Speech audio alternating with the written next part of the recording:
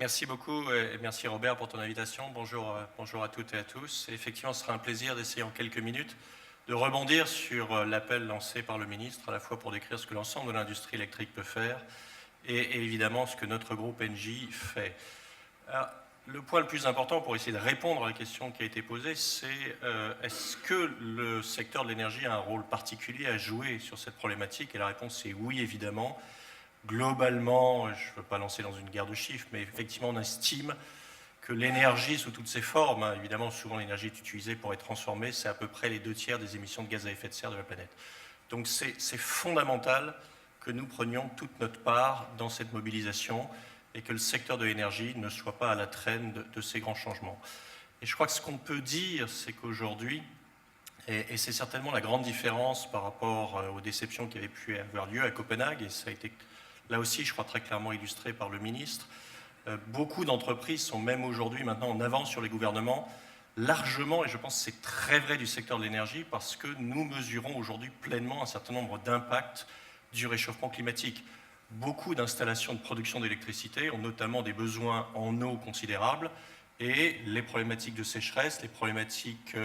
de cataclysmes qui peuvent rendre à un moment les installations électriques, voire les réseaux, on l'a vu, ont déjà un impact très fort sur l'ensemble de notre secteur. Donc nous sommes responsables de la situation, nous sommes nous-mêmes impactés, et ça oblige effectivement le secteur de l'énergie à répondre à ça,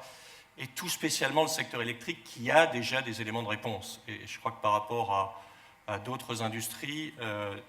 un des éléments clés, ça a été dit, c'est que nous avons déjà à disposition des solutions totalement décarbonées pour produire de l'électricité. Elles existent, elles se développent, et je crois que le ministre parlait de turning point. L'an dernier, pour la première fois dans l'histoire,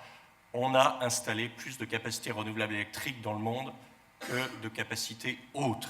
C'est un virage considérable. Ce virage, il est complètement mondial. Et c'est vrai que tous ces investissements qu'il faudra faire pour donner lieu demain à un monde plus efficace, à un monde à la fois décarboné, digitalisé, ils seront faits par les entreprises et notamment par le secteur énergétique. Et donc c'est avec ce constat d'une transition énergétique qui est maintenant une préoccupation mondiale que Engie cherche à se positionner comme le leader européen de la transition énergétique, ce qu'il est, mais avec une aspiration mondiale en étant un énergéticien de référence dans le monde qui joue sur ses qualités. Alors ces qualités, c'est d'abord l'efficacité énergétique. C'est vrai que pour nous, c'est un enjeu clé, et un certain nombre de mes collègues interviendront sur ce sujet. On le sait, la meilleure énergie, c'est celle qui est pas consommée. Il y a encore énormément d'espoir. Déjà aujourd'hui, si on n'avait pas fait tout ce qu'on a pu faire dans le monde en termes d'efficacité énergétique depuis 1990, les émissions de CO2 seraient un tiers supérieures à ce qu'elles sont aujourd'hui. Et on est convaincu que plus de la moitié des efforts futurs viendront de l'efficacité énergétique. Le deuxième, effectivement, c'est le groupe a toujours eu un parc électrique faiblement carboné, s'en réjouit, et a des ambitions très fortes d'accélérer son développement dans les énergies renouvelables et de l'accélérer principalement dans un certain nombre de pays dans le monde, que ce soit le Chili pour le solaire, que ce soit le Maroc pour l'éolien, où d'ores et déjà le renouvelable est compétitif par rapport à d'autres sources et n'a plus besoin de subventions. Et pour réussir ce virage, notre conviction est qu'à la base, tout doit venir d'un prix du carbone. Et tout doit venir d'un prix du carbone pour que les industries puissent pleinement jouer leur rôle. Tout doit venir d'un prix du carbone équitable, idéalement le même partout dans le monde, puisque de facto, les effets se font sentir au niveau mondial. Alors il ne s'agit pas de penser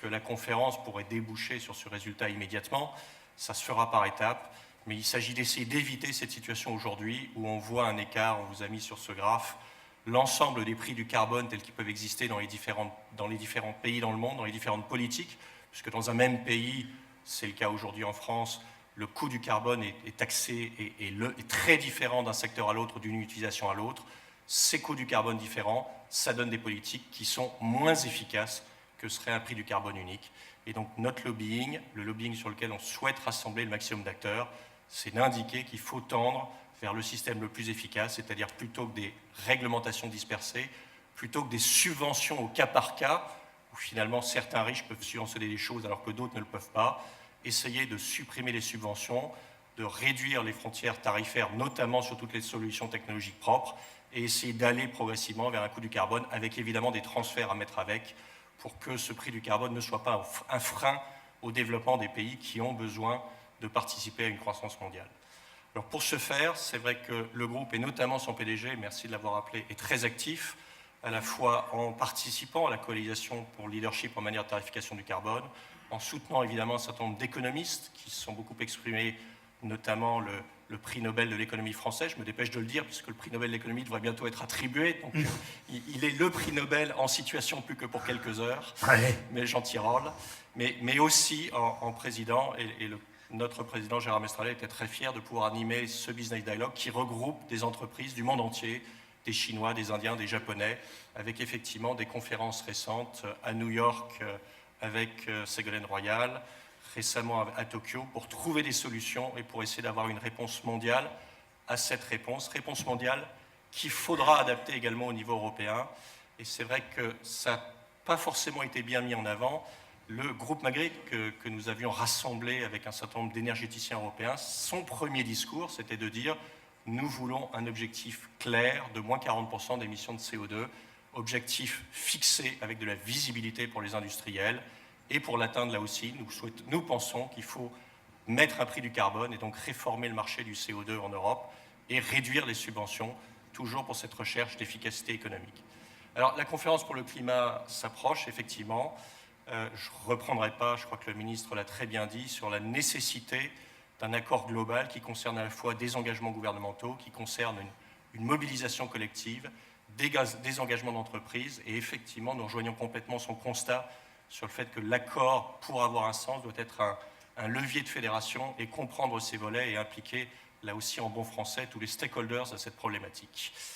Donc nous contribuerons bien évidemment, comme l'appel il l'a fait, à la fois en tant que sponsor d'équipement, en tant que présentation de solutions innovantes, en tant que réponse à des appels d'offres. Et également, un point très important pour nous, c'est ce débat citoyen planétaire que nous souhaitons avoir, car seule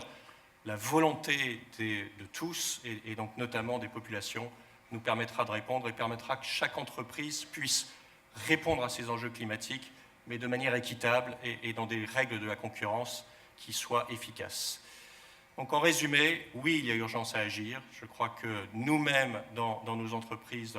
à la fois en tant que citoyens dans notre vie de tous les jours et dans nos activités industrielles, nous subissons déjà les effets du réchauffement climatique. Nous appelons à un accord qui donnerait de la visibilité à tout le monde et qui pourrait, étape par étape, converger vers une solution efficiente d'un pricing du carbone, car le point que nous voulons à tout prix éviter, et c'est particulièrement vrai, je pense, dans le secteur électrique, c'est que des subventions mal calculées soit un coût trop élevé, pénalise les économies ou pénalise les consommateurs d'électricité, alors qu'aujourd'hui, des solutions compétitives peuvent exister et donc de bons market design peuvent permettre à la fois de tendre vers cette énergie décarbonée électrique, mais aussi pour tous les usages thermiques, grâce à de meilleures efficacités énergétiques.